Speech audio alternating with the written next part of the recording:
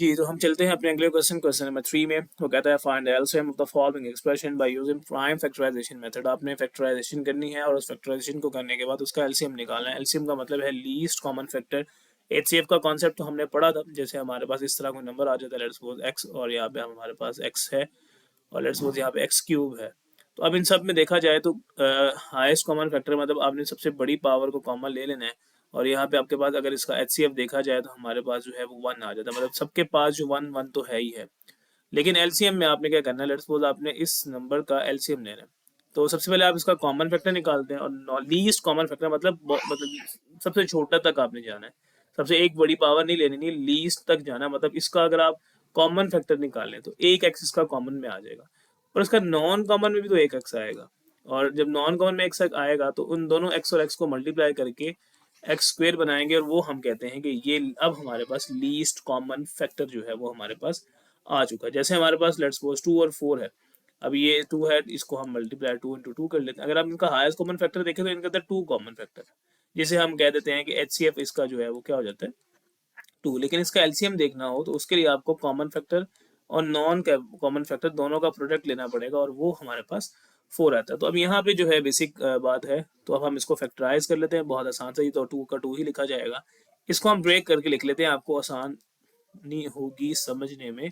तो इस तरह से मैंने इसको लिख लिया, ए 2 दफ़ा लिख लिया। इसको हम लिख लेते हैं 2 मल्टीप्लाई बाय 2। यहाँ पे हमारे पास है ए, बी को आप जो है 2 टाइम्स लिख लें। यहाँ पे आपके पास जो है 6 है, इसको आप 2 मल्टीप्लाई बाय 3 लिख सकते हैं, और ये ए बी आपके पास। अब आपने यहाँ पे करना क्या होता है, बेसिकली कॉमन फैक्टर्स निकालने। नॉन कॉमन फैक्टर हम एचसीएफ में क्या करते थे, सिर्फ कॉमन फैक्टर निकालते थे और वही हमारा आंसर होता था। लेकिन यहाँ पे हमें कॉमन फैक्टर के साथ साथ इसके नॉन कॉमन फैक्टर्स निकालने होंगे, देन हम उनका प्रोडक्ट लेंगे, तब हमारे पास जाके बच्चों जो है वो एलसीएम आता है। तो हम अपने क्वेश्चन को देखते हैं। अब हमें यहाँ पे करना क्या है, सबसे पहले आप कॉमन फैक्टर्स देखें कि इनमें कॉमन फैक्टर्स कौन से। कॉमन मतलब जैसे एचसीएफ निकालते थे, तो कॉमन फैक्टर मैं आपको यहाँ पे दिखाता हूँ। जैसे अब ये 2 है, ये 2 है, ये 2 है। अब ये इस कॉमन फैक्टर में आ जाएगा, मैं इसके यहाँ पे लिखता हूँ कॉमन फैक्टर में एक तो 2 आ गया, साथ में आप कॉमर्स लगा सकते हैं। तो इसके अलावा कॉमन फैक्टर में क्या आएगा, ये ए है, यहाँ पे भी ए है, यहाँ पे भी ए है। तो इसका मतलब ये ए भी एक कॉमन फैक्टर में आ गया। ठीक है, इसी तरह अब आप यहाँ पे आगे फोकस कीजिएगा और कॉमन फैक्टर में क्या आ सकता है। इसको जो है ए है, बेसिकली आपने इसमें कंफ्यूज नहीं होना, बेसिकली उसने इसको खराब कर दिया। हम इसको जल्दी से ठीक करके आगे चलते हैं, बेसिकली ये ए है। इसी तरह आप देखेंगे बी, एक ये वाला बी, एक ये वाला बी, और एक ये वाला बी, ये सारे कॉमन में आ गए, मतलब ये तीनों के पास सेम ही है, तो इनको मैंने कॉमन में डाल दिया। अब हमारे पास कुछ नॉन कॉमन फैक्टर भी आते हैं जो बच रहे हैं ना बच्चों, वो नॉन कॉमन में चले जाएंगे। अब नॉन कॉमन में कौन कौन से जा रहे हैं, कौन कौन से बच रहे हैं, आप देखते जाइए। एक ये बच रहे हैं नॉन कॉमन में, एक यहाँ से ये बी बच रहा है, यहाँ से ये 2 बच रहा है जो कॉमन में नहीं था, और यहाँ से जो है कुछ भी नहीं बच रहा। तो नॉन कॉमन में जिनको मैंने सर्कल किया वो बचे थे, और नॉन कॉमन में आप खुद देख सकते हैं क्या बचे थे। एक आपके पास ए था, एक आपके पास 2 था, और एक आपके पास बी था। तो आप इसको लिख सकते हैं नॉन कॉमन में एक 2 था, एक बी था, एक ए था। अब आप लोगों ने कॉमन और नॉन कॉमन फैक्टर निकाल लिए। एलसीएम के लिए आप याद रखें, एलसीएम का मतलब है प्रोडक्ट ऑफ, पूरी बात आप लोगों ने लिख लेनी है, प्रोडक्ट ऑफ कॉमन फैक्टर, यहाँ पे पूरा आप लिख लीजिएगा, multiply by non common factor. आप एक पूरा लिख लीजिएगा, छोटा मत लिखिएगा। कॉमन फैक्टर की जगह पूरा आप सी एफ ना लिखिएगा, मतलब कॉमन फैक्टर इस तरह से पूरा लिखें। आगे सॉल्व कर लें। प्रोडक्ट का मतलब आपने मल्टीप्लाई करना है कॉमन फैक्टर्स को, तो आप कॉमन हटा दें, 2ab आपके पास एक प्रोडक्ट ऑफ कॉमन फैक्टर आ गया, multiply by product of non common factor आ गया, वो भी हमारे पास है 2ab। मल्टीप्लाई करेंगे 2 इंटू 2 4 ए स्क्वेयर इंटू बी स्क्वेयर। तो ये हमारे पास जो है एलसीएम निकला है इस क्वेश्चन का। उम्मीद करता हूँ आपको बात जो है वो समझ आ गई होगी। अगर हमने इसमें कोई मिस्टेक नहीं की है तो मुझे लग रहा है हमने एक चीज़ मिस कर दी है। यहाँ पे हमने 3 बेसिकली कॉमन में, हमने नॉन कॉमन में 3 नहीं लिखा, तो एक 3 भी नॉन कॉमन में आना था। माय मिस्टेक, एक 3 को भी आप नॉन कॉमन में डाल दीजिएगा, तो यहाँ पे आपके पास 3 भी आ जाएगा। यहाँ पे आपके पास फिर जो है बात डिफरेंट बनेगी, 3 इंटू 2 आपके पास जो है 6 होगा, और 6 इंटू आपके पास जो है 4, वो हमारे पास 12 होगा। तो मेक श्योर कि आप इसे मिस्टेक जो है ना कीजिएगा। 12 ए स्क्वेयर और बी स्क्वेयर ये हमारे पास कॉमन और नॉन कॉमन में आया है, तो उस 3 पे मैंने गलती से टिक लगा दिया था। वो 3 जो है वो कॉमन में नहीं है, वो 3 ऊपर वाला आपके पास जो है वो नॉन कॉमन में। तो उम्मीद करता हूँ कि आपको बात जो है समझ लग जाएगी। तो हम चलते हैं इसके बाद अपने अगले पार्ट की तरफ। तो हम अपने अगले पार्ट की तरफ जा रहे हैं। क्वेश्चन नंबर 3 का सेकंड पार्ट जो है आप लोग देख सकते हैं, 2 दफ़ा सेकंड लिख दिया, कोई बात नहीं, आप इसको देखेंगे। हमने इसके अंदर फाइंड आउट जो है वो करना है एलसीएम। तो एलसीएम के लिए कॉमन फैक्टर चाहिए, नॉन कॉमन चाहिए। पहले तो फैक्टराइज करना पड़ता है, इसमें से जो कॉमन आ रहा है वो कॉमन ले लें। इसमें एक एक्स सेम था, कॉमन आ गया, रिमाइंडर में यहाँ पे एक्स बचा और यहाँ पे 1। यहाँ पे आप देखेंगे तो एक्स स्क्वेयर कॉमन आ रहा है, तो यहाँ पे एक्स बचेगा और यहाँ पे लास्ट में 1 बचेगा।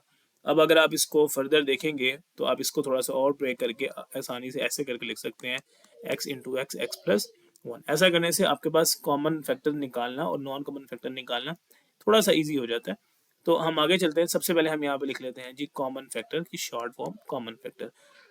तो कॉमन फैक्टर अगर आप यहाँ पे देखेंगे, एक ये एक्सप्रेशन है बेसिकली, एक ये पूरा एक्सप्रेशन। इसके अंदर कॉमन क्या है, ये एक्स सेम है दोनों के अंदर, और इसी तरह ये एक्स प्लस 1 और एक्स प्लस 1 पूरा का पूरा दोनों के अंदर सेम है। तो यहाँ पे आप लिख लेंगे एक्स कॉमा एक्स प्लस 1, ठीक है।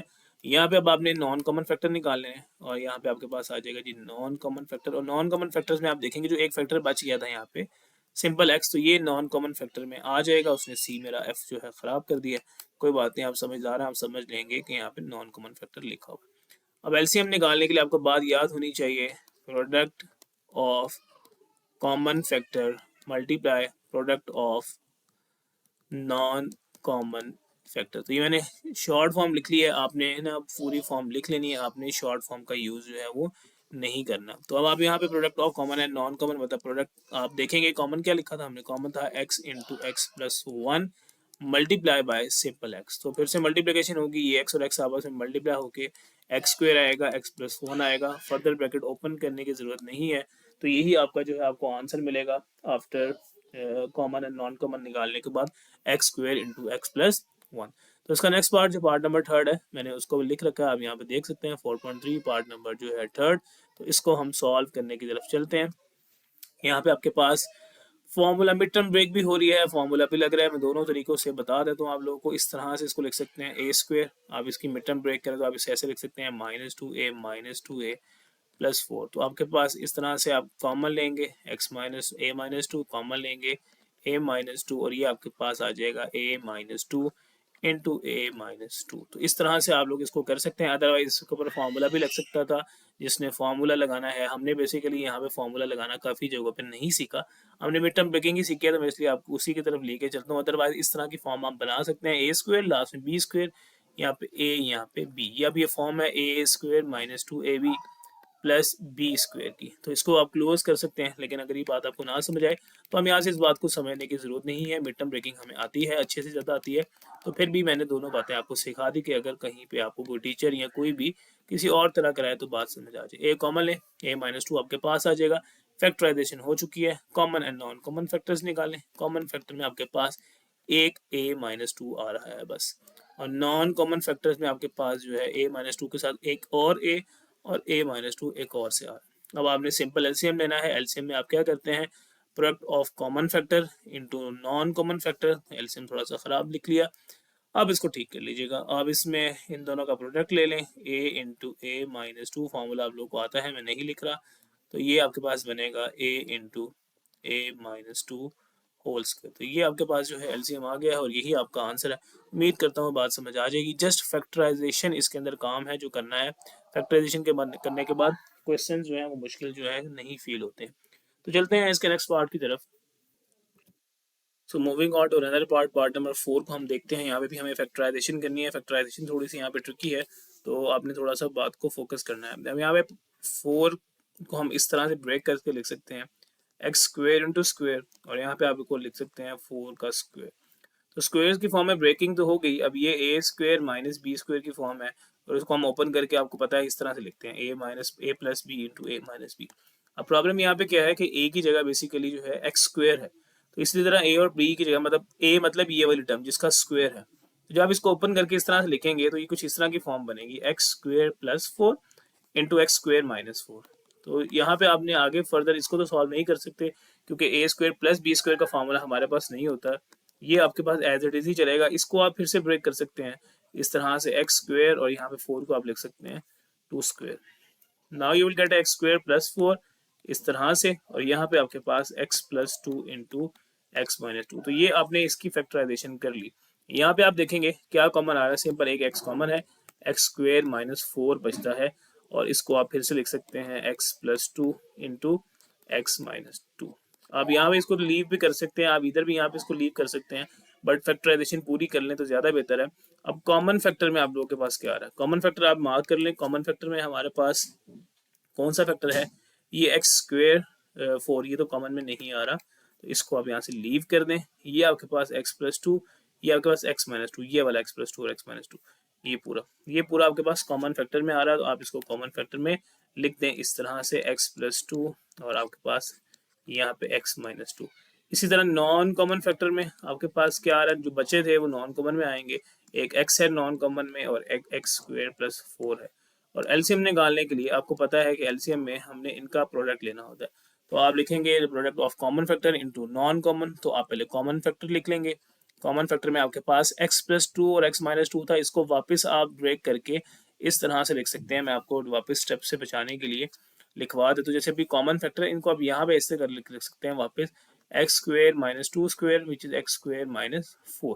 जैसे ये ब्रेक हुआ था, मतलब एक्स स्क्वेयर माइनस 4 से ये ब्रेक हुआ, वापस इसको ऊपर वाली फॉर्म में लिख दें, क्योंकि आगे उसके ऊपर फिर से फॉर्मूला लगना है इसलिए। ये आपके पास कॉमन फैक्टर आ गया। नॉन कॉमन में आपके पास एक्स था, साथ में आपके पास था एक्स स्क्वेयर प्लस 4। यहाँ तक तो बात सेम है, ये एक्स को बाहर निकाल लें और इसके ऊपर आप फिर से फॉर्मूला लगा सकते हैं। मतलब किस तरह से, एक्स स्क्वेयर माइनस 16 को जब आपने ब्रेक किया तो आपके पास क्या आया, x square plus 4 x square minus 4। यही फॉर्मूला रिवर्स में अप्लाई करेंगे तो वापस आपके पास क्या बनेगा, एक्स स्क्वेयर इंटू स्क्वेयर और यहाँ पे आपके पास माइनस 4 स्क्वेयर। एक स्टेप और अप्लाई करेंगे, क्वेश्चन आपका सॉल्व हो जाएगा। मतलब आपने पहले फैक्टराइज करना है और बाद में फॉर्मूलाज को क्लोज भी कर देना है, और ये आपके पास आएगा x4 माइनस 16। तो ये है हमारा इस क्वेश्चन का आंसर। बस आप लोगों ने थोड़ी सी फैक्टराइजेशन को फोकस करना है। फैक्टराइजेशन में ए स्क्वायर माइनस बी स्क्वायर का फॉर्मूला ही लग रहा है, पहले उसने उसको थोड़ा ओपन किया और बाद में उसने उसको जो है क्लोज कर दिया, तो आपको बात जो है वो समझ आ जाएगी। नेक्स्ट पार्ट की तरफ मूव करते हैं।